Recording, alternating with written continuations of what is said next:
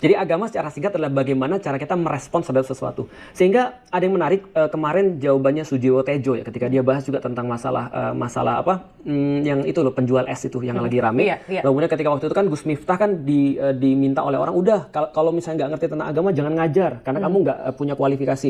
Tapi di titik itu Sujiwo Tejo ngasih sesuatu pernyataan yang menurutku juga cukup fair ya. Dia bilang gini, kita nggak bisa ngelarang orang untuk ngajarin agama. Karena begitu misalnya bapakku ngomong kepada aku misalnya, Le misalnya, kalau jadi orang tuh mbok ya jujur. Ya itu adalah ngajarin agama sebenarnya. Iya. Nah sehingga aku juga pernah nanya, terus terang aku pernah sangat nggak pede, Ci, ketika aku harus dalam tanda kutip ya, dibilang oleh orang ustadz, padahal walaupun aku juga tidak pernah membranding diriku sebagai ustadz misalnya, bukan membranding ya, tapi nggak pernah minta dipanggil sebagai ustadz. Aku lebih suka dipanggil sebagai, ya kalau nggak orang yang sharing, atau lebih nyaman sebagai aktivis dakwah sebenarnya. Karena aku adalah orang yang berdakwah. Aku pernah nanya sama Ustadz Somad dalam pertanyaan yang sama, Ustadz, menurut Anda gimana kalau ada orang-orang yang bodoh tapi terlanjur terkenal? Beliau diam terus ketika mungkin sekitar 10 menit ya, jawabannya adalah satu hadis.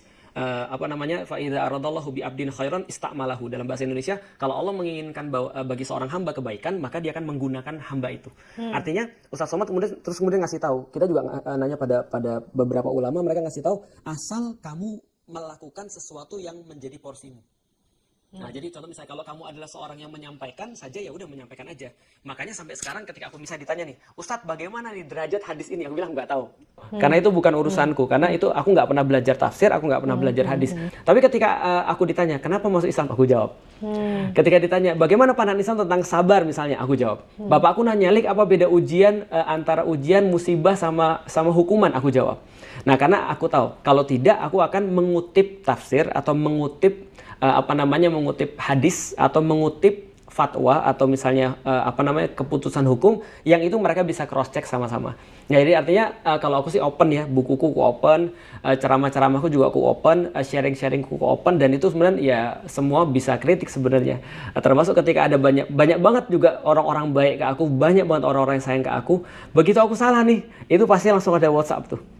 Mohon maaf, ini harusnya bukan begini tapi maksudnya begini. Ini referensinya. Oh ya, baik, makasih, siap. Itu banyak orang juga baik gitu ke aku. Nah, terus nanti Ko Felix klarifikasi. Tentu, kita akan perbaiki.